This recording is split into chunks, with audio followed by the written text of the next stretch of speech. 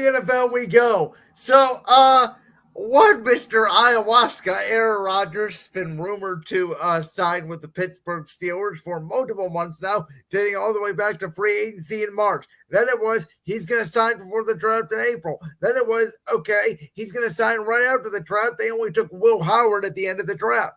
Then it was, Aaron Rodgers is waiting for the schedule release.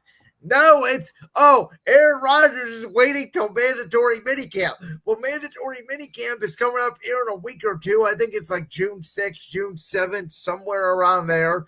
And what if he doesn't show up then? Then what? So teams are already in OTAs. Yeah. At least rookie OTAs, and some teams are going to get into voluntary OTAs here, in a week or so. So to answer this question on the screen, listen, man, I don't know, because I was very adamant when it was rumored that Kirk Cousins could go to the Cleveland Browns. What was the first thing I said, Josh? I don't remember. I said they should not sign Kirk Cousins because Kirk Cousins is washed. I don't care what anybody says. Kirk Cousins could not throw off his back foot 10 yards down the field last year. That's why the Atlanta Falcons went to Michael Penix. That's why they lost the division lead when they were up 3 games, with 2 head-to-head tiebreakers on the Tampa Bay Buccaneers at the start of week 9, and they still lost that division. To be honest with you, this would be such a Mike Tomlin on-brand move that if they don't get Aaron Rodgers, the Steelers' week 1 starting quarterback is going to be Mason Rudolph. Because the Pittsburgh Steelers, I honestly do believe, with defense and toughness and culture, and yay, we're going to go 9-8 with defense. So, no, I do not think Kirk Cousins is going to be the backup plan. Should he? To be honest with you, no. The backup plan should have been a guy that was drafted in the 5th round by the Cleveland Browns, Shedeur Sanders. The backup plan should have been a guy who was drafted in the 3rd round by the Seattle Seahawks in Jalen Milroe. But right now, Aaron Rodgers is the primary plan. And if you ask me, the backup plan is the guy already on the roster, and his name is not Will Howard. It's Mason Rudolph. This is such a tough question for me to answer. Because I liked what Kirk Cousins was doing with Atlanta before that injury. Before that injury. Actually, I take that back because he didn't get injured with Atlanta. He got injured while he was still with Minnesota. I was going to say, what injury? He played good for like the first... Well, he struggled the first couple of weeks. Remember week 1, they actually played at home against Pittsburgh, and he could not go under center because he was still recovering from the Achilles. He had a really good week 5 through like week 9 stretch. And then again, he fell off a cliff. And to me, he never recovered, and he should be sitting up with his cowboy boots on in his home enjoying retirement. Yeah. He was good when he was with Washington in that whole weird dynamic with him and RG3. And you saw flashes of why he went to the Minnesota Vikings.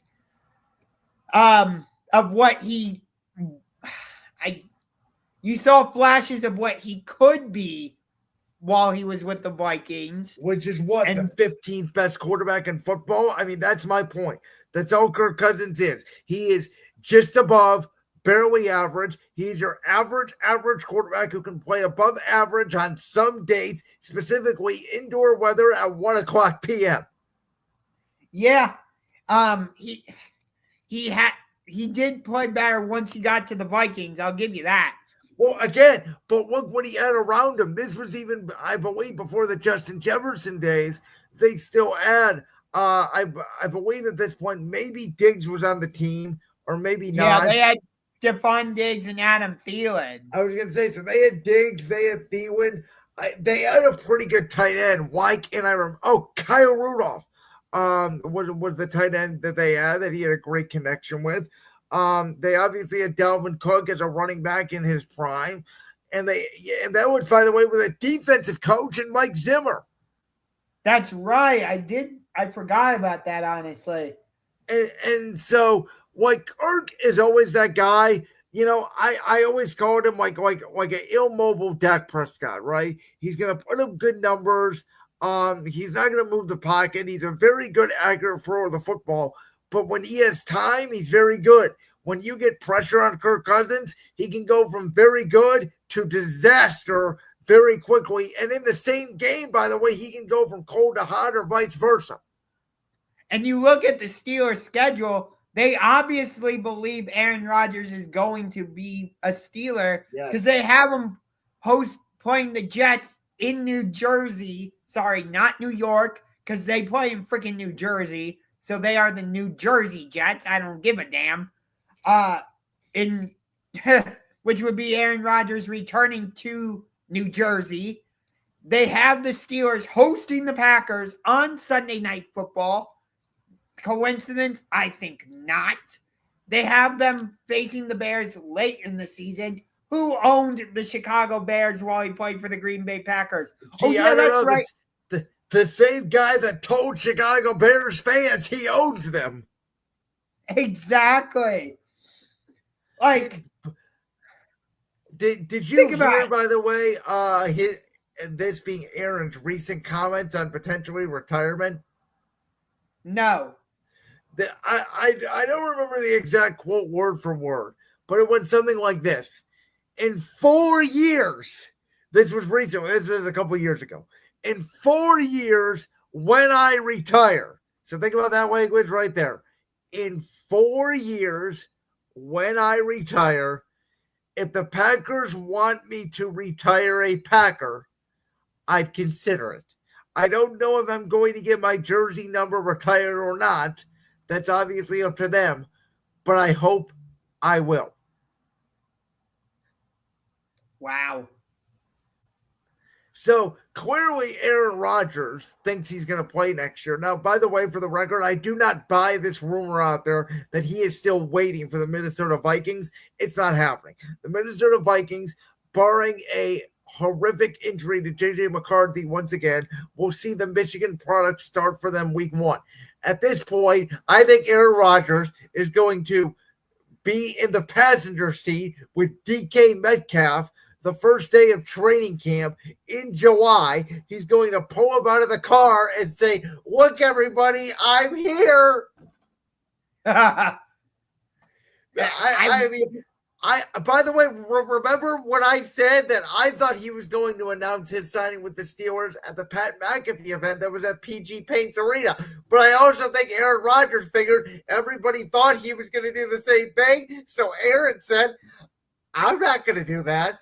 I could very well, I know I just said he might pull up with DK Metcalf to training camp. You know what else I can see Aaron Rodgers doing?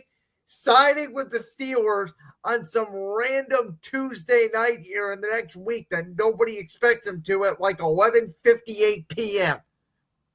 Yeah, or he does what happened with Dak Prescott and the Dallas Cowboys, and like right before week 1, he goes, "Okay, now I'll sign with you." He does it.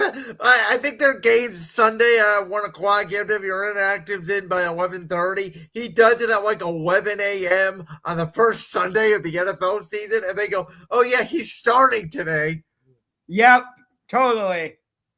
All right, well, I'm wearing my Brotherly Shove shirt today, John, as I said I would, because the Tush Push lives. I'm shocked by it. Can we talk about the irony of this?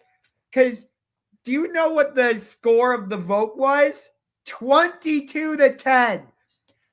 Who did you beat in the wild card round by that same exact score? Well, let me think. The team that we play on a Monday night, week 10, that'll be around the second Monday in November in Lambeau Field. They're quarterbacked by Jordan Love. They have had Aaron Rodgers as a quarterback. They've had Brett Favre as a quarterback. We used to share somebody named Reggie White who played for both of these franchises. Gee, I wonder who. And you played them in Brazil week 1 last season. Yep, you're right. Yeah. And people, you know, a lot of the conversation is, why are the Green Bay Packers getting so much of the flack in this? Well, it's because they're the ones that push for the no pun intended there, but they pushed for this play to be banned. Now, I am going to be able to fair to Green Bay, whether or not this is true or not. I don't know if you heard the report out there is that the NFL went to the Packers and basically said, would you be the team to take the egg on this if this fails? Would you be the one to propose the rule? You know what's funny, though, is even though it survived this season, you know it's going to be up for vote probably next season. I believe I texted you, along with I texted you that they should run it the entire first drive against the Dallas Cowboys week 1 on that Thursday night just to say F you to the National Football League. But the NFL is going to make up some sort of health and safety standard thing that they're going to say, this is why the Tush Push needs to be banned, and next year there will be no more Tush Push.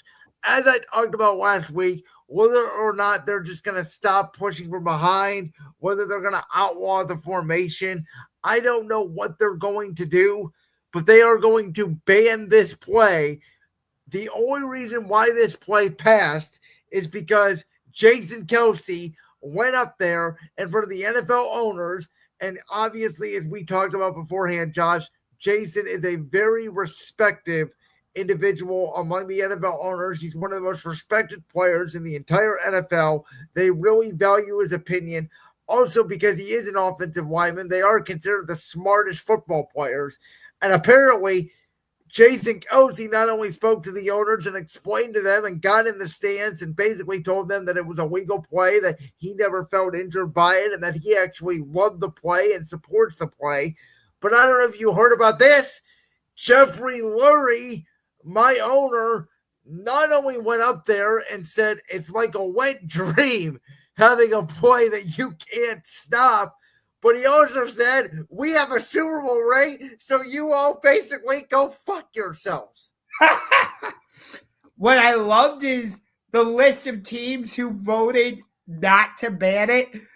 Like, some of those teams, I'm like, why are the New England Patriots voting to not ban it? Why are like the Cleveland Browns and the Baltimore Ravens voting to not ban it? Okay, the Ravens I can understand to a certain extent because they may want to run it with Lamar Jackson. But, like, I looked at some of the other teams, and I'm like, why would the Lions want to keep that play when they may face the Eagles in the NFC Championship and have to deal with it? By the way, the other point I want to make on this is that the other thing is the NFL has said, oh, there's going to be an injury to happen on this play, and it's going to be tragic. Well, do you remember what happened in 2020 on a Thursday night in Denver, Colorado? Oh, I know what you're talking about. Patrick Mahomes hurt his knee on a regular QB sneak. And do you want to know something, Josh? The Kansas City Chiefs have not ran a QB sneak since that moment. Yeah. By the way, I pulled up the list. The 10 teams that voted against the Tush Push ban per sources, according to Adam Schefter: the Eagles, the Ravens, the Browns, the Lions, Jaguars, Dolphins, Patriots, Saints, Jets, and Titans. And you know what else is funny, as we've been pointing out? Guess who voted to ban the play? Buffalo. Yeah. How many times is Buffalo going to line up next year and run their bobsled with Josh Allen? And every time they do it, they should get a flag thrown on them for running an illegal formation. Because according to them, the play should not be legal. Yeah. I look at the list of these teams and I just laugh. Like, I have no issue with the play staying. That's not what I'm saying. But, like, why did the Jaguars vote against banning it? It's not like they're going to run it with Trevor Lawrence. Who knows? It's an owner's decision, right? So, generally, it's the owners. I'm sure they got input from their coaches and things like that. I do find it very interesting that, again, it is an owner's decision. But, in my opinion, Jonathan Gannon and Shane Steichen got jobs partially because of that play, and those two franchises voted to ban the play, where Kellen Moore for the Saints and their ownership staff, they did decide to keep it. Yeah. It is surprising, at least to me, that the Dolphins voted to keep it, because you would think they wouldn't want to with how often Tua gets hurt. I think it comes down to how these owners feel like, is it a play against physical safety? How do you feel about football in general, etc.? By the way, is that normal for players and coaches to come and explain safety? They did the same thing where they changed the over the middle unnecessary roughness call. They did the same thing with the kickoff. All these player and safety votes that have either, made a change or kept something in the rule book, usually a special teams coach or a player, somebody will speak about somebody directly involved in whatever they're trying to ban about why they should keep it or why they should get rid of it. Yeah. It's just like the Dolphins is one of the more hilarious ones because of Tua. Granted, I get it. Like, we don't have any evidence to suggest that Jalen Hurts gets hurt on the play. I understand that. But at the same time, given how Tua just gets injured almost basically every season, it surprised me that the Dolphins said, yeah, we should vote against banning it. By the way, I've been on the record that even if, God forbid, one of my players does get hurt on this play, and hopefully, God forbid, it's not a significant injury, but if it was, let's say, a life-threatening injury, I would still say don't ban the play, because to me, it's football. It's violence. You sign up for regulated forms of violence. Now, do I think some of the hits back in the 1990s of you being able to launch with your helmet and basically trying to kill somebody on the field probably should have been banned as health and safety protocols have gotten better? Yes, but the Tush Push is not trying to kill people. Yeah, the Tush Push is it's kind of like the. By the way, my buddy made the best point I thought this week. Damar Hamlin seriously was pretty much pronounced dead on a football field from a normal tackle. Like, I think we forget about a normal tackle is as dangerous as the Tush Push, arguably. Yeah. I would agree with you there. But it is, I can't wait for that Week 10 Monday night game in Green Bay. Packers-Eagles has always been one of the more underrated rivalries in the NFL for me, but it is going to be so good to watch that game because Packers fans are going to have high emotion. If I'm the Eagles, I'm running that Tush Push at least 20 times in that game against the Packers. And just rubbing Let me give you one other interesting game, which is one that you may not have think about. The Black Friday game against the Bears. The reason why I say that is because I don't know. Have you heard these comments that Ben Johnson made on the Tush Push? I have not, no. Ben Johnson, and again, I'm not going to quote him word for word, but I'll give you kind of word for word of what he essentially said. He was asked by a reporter, obviously, his thoughts on the Tush Push. And he quacked back at the reporter and he said, does the Tush Push go for 30 yards? Because I'm not a Tush Push guy. I like explosive plays. And he was very condescending about it. Like, go back and watch the way he answered the press conference. It was very demeaning. And it was very put off. Like, I'm not going to need to do it because I run, all these trick plays and crap and throw the ball 30 yards down the field. Again, I'm a big Ben Johnson guy. Talking about how much I like Ben Johnson. I was a little put off by the way it wasn't the fact that he was against it. It was the way he answered it. Like, he completely dismissed the fact that he's going to be in a lot of these short yard situations because every play is going to be a 30-yard bomb because he finds explosive plays more exciting than a 1-yard QB sneak. Yeah. So But that Green Bay game is just going to have a whole different level of energy to it. It's going to be so much fun.